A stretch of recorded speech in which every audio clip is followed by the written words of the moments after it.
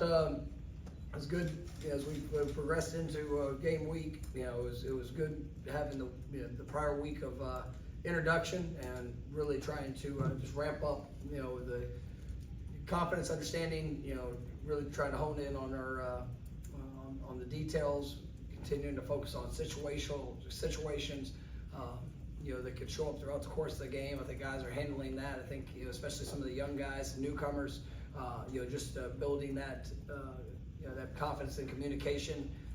That's been it just does take time, and I think that they're putting a good emphasis towards that, taking what they're hearing in the meeting room, applying it out there on the field, trying to put them in some challenging situations for what they could see.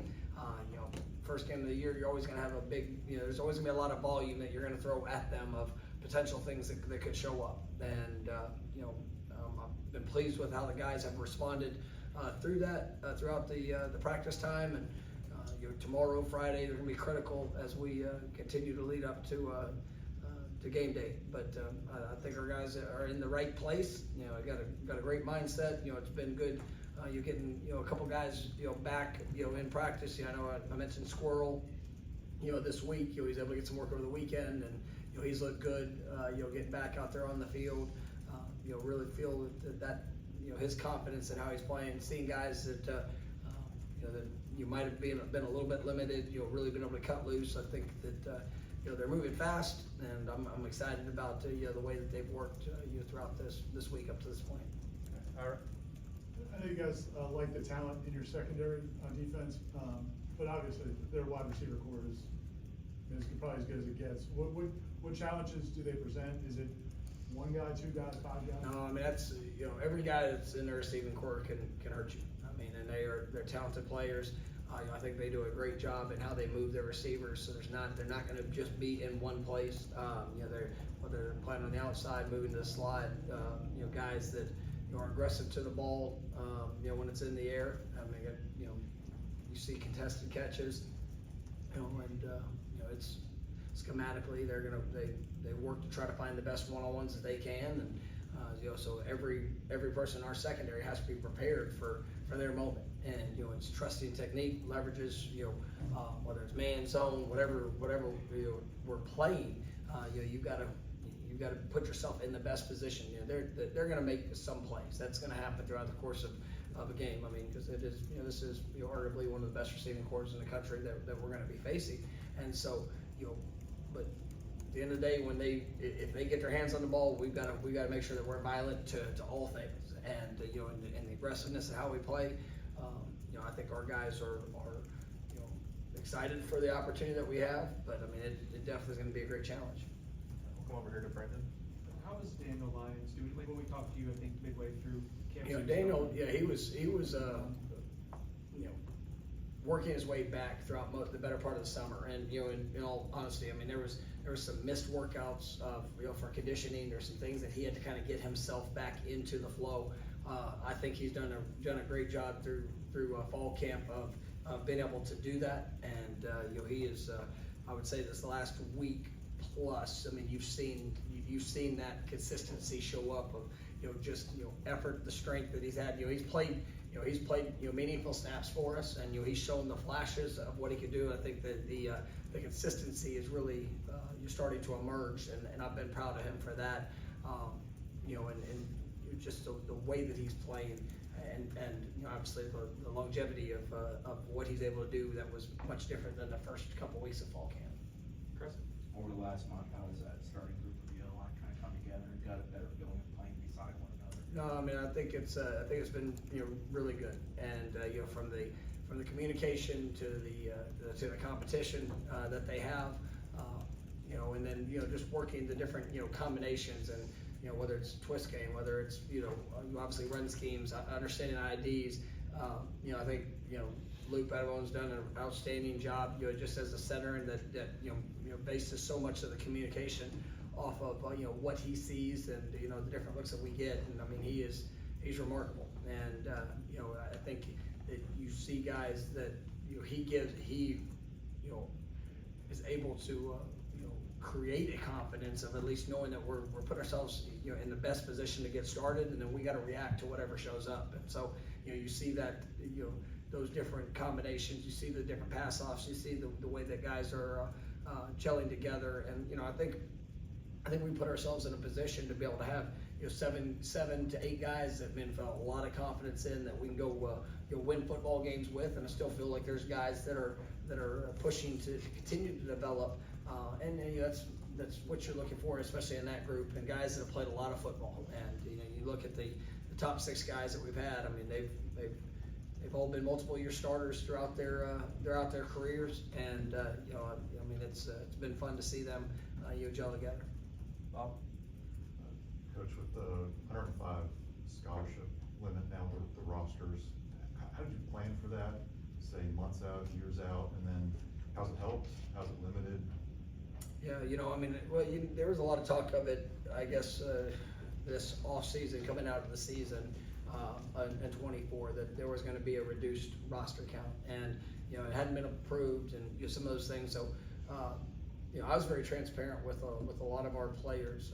You know, the guys that had been walk-ons, guys that, you know, might have a chance to be a part of the roster, and you know, the guys that, you know, couldn't make any promises of what that would look like, and I really put it in their hands. And you know, because what I didn't want to happen is I didn't want to have a guy that stayed here all spring and then just due to a hard count 105, you know, couldn't be a part of it, and then missed out on maybe an opportunity to go earn a place at a different school or different institution. Now, we had some guys that stayed and competed and actually put themselves in great positions, and you know, with the you know, where they were able to kind of grandfather in a few more.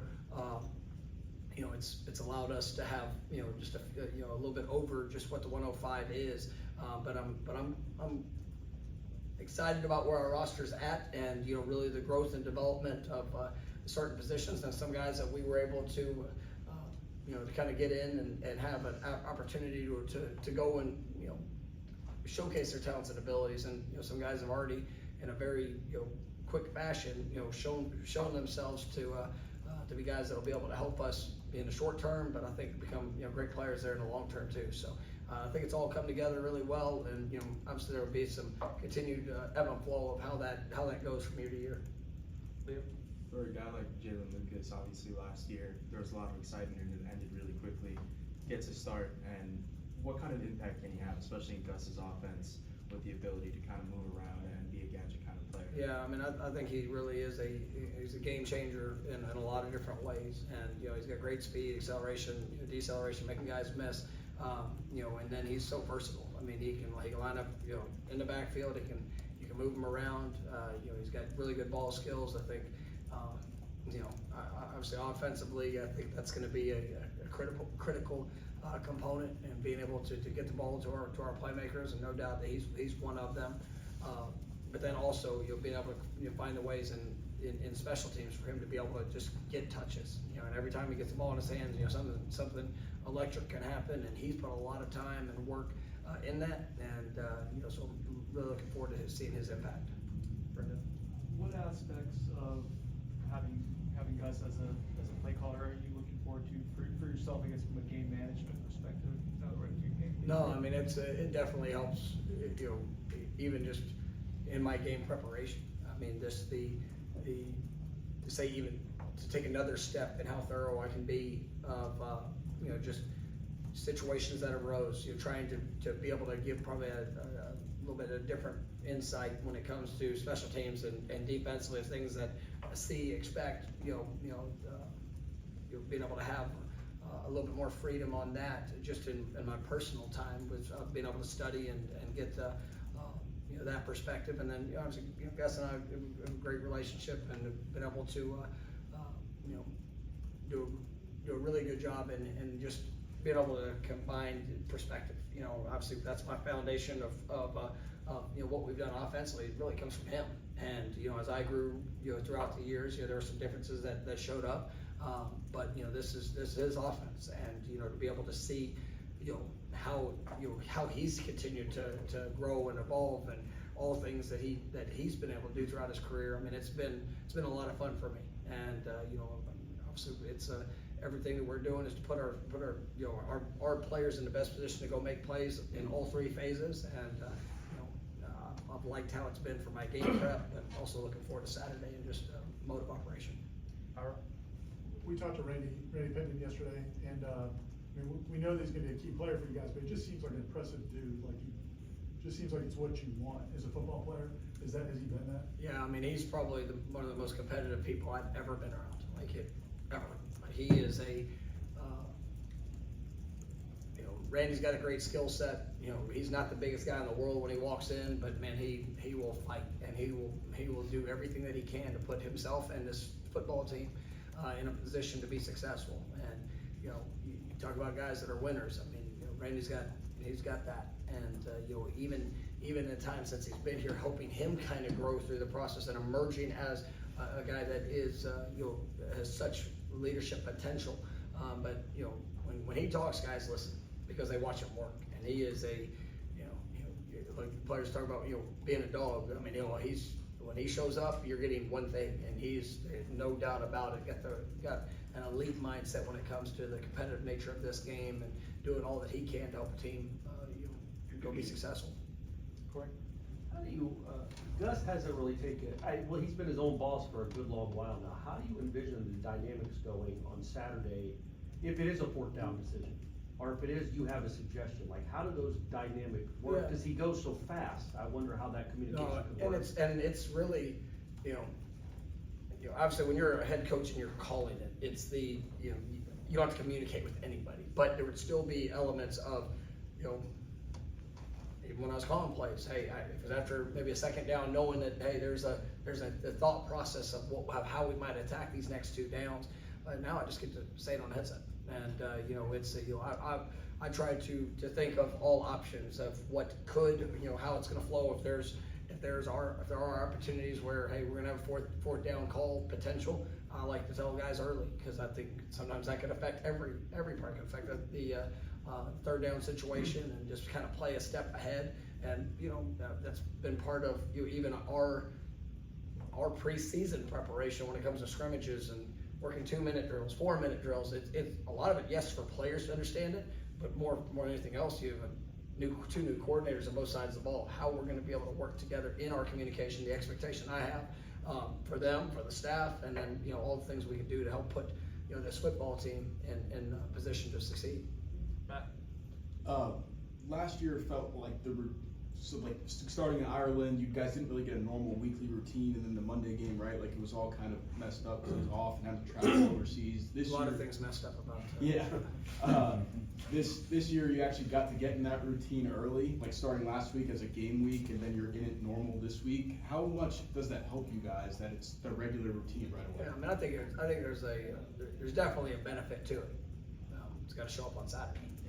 Like, you know, you sit there and talk about how good we feel and this, that, and the other. Then go play, go put it on display, and you know. But it's definitely for a football team, and a football team full of, you know, young guys that have grown, developed through it, and then newcomers that have joined the program. You know, I've liked our routine, and you know, we need every day. Like tomorrow's got to be an elite day of preparation. Friday, elite day. Saturday before the game, everything leading up to it. You know, because when you have newcomers that are going to make a huge impact, new coaches, we all got to be clicking on one accord, and you know, especially when you're going against a very talented team like we are. Corey? It's obvious season openers are always important, coming off what happened last year and the opponent you're facing this year. It's just one game, but is it more than one game? You know what I mean? That's Just a for this great, fan base. yeah, that's a great opportunity for us. I mean, and you know, at the end of the day, this is the 2025 Florida State football team. You know, the 19 wins that we had in a row from 22 and 23 is not going to win a game for us this fall, right? Disappointing, you know, season for what last year was is not going to lose us a game this fall. It's not going to win us a game either. That's what we do in the moment with the opportunity that's there to get a chance to be on the national stage playing, you know, a team that, you know, I mean, you can watch film, and this team has every bit of potential to compete for a national championship this year. I've got a lot of confidence in our football team, and so I'm excited to see us go and compete in this game. And I've got a lot of belief in what we can do and what we can accomplish. But that belief you know, it's gotta, you know, we gotta go execute it, we gotta go do it, and so, you know, I'm glad the way that all things have come together, being able to be at home, being able to have the routine like we just talked about, you know, being able to have this opponent, you know, you're gonna know exactly where you are coming out of it, and then obviously all things do get better, right? And, you know, that's what this game, that's what this season is. And so, I mean, I'm really pleased with the work and preparation from our players, and we're ready to go play somebody. We got time for two more, Ira. Looks like you guys might get some weather, Saturday. I know you guys did wet ball drills and different things to prepare for it, but how much of it is mindset and just persevering, or how much of it is preparation? No, I mean, I think you gotta prepare for it, and yes, you can't get distracted by it. And so, you know, we were fortunate, this, actually in fall camp, is one of the few times since I've been here that we've had a couple of rain practices where we could go outside and there wasn't lightning. And so, that was a benefit. When we were in Jacksonville, we had a lightning delay. So we got to work the lightning delay. If that was to happen, you know, we've been able to go through a lot of those different circumstances, but we have had, you know, some wet practices that we've been able to execute, and you know, lock your mind in and go play the game. It's you know, you can get distracted by that stuff, but man, you put the ball down, let's roll. All right, last one, Brendan. What is it about the way, you mentioned you like the way the team has gone through this offseason, but specifically this week in preparation for this game, what is it about the way they've handled this week that has you excited for what you're gonna see? Well, I mean, it's the thing I've challenged them with is it's a competition. As today, are you competing, right? Whether it's against the offense versus defense, special teams, whether it's against scout team, whether it's individual drill, are you competing to be better today? And, you know, I think there's so much focus that can go onto an opponent, and yeah, we get a lot of respect for the opponent we're gonna play, but, you know, it's not about them. Like, today's about us. Today's about the way that we go about the work to be better, so that come Saturday, when you got somebody lining up that you know, in a different color jersey, that they're gonna see and feel all of you. And so that's the mentality, that's the expectation, and, you know, I think our guys have done a good job in that response. There's been a few plays where there's a lull here or a lull there, and, you know, you gotta be able to grow through that. And every team I've ever coached has experienced that. 23 team experienced that at times during practice, where you'd see a little dip, but when guys can own it and fight through it and go get better, you know, in the practice opportunities and how they prepare, then you got something special you can accomplish. And so, you know, that's what I'm looking forward to seeing, you know, it all translate and go kick it off on Saturday. All right, thank you, Coach. Thank you guys. Mike.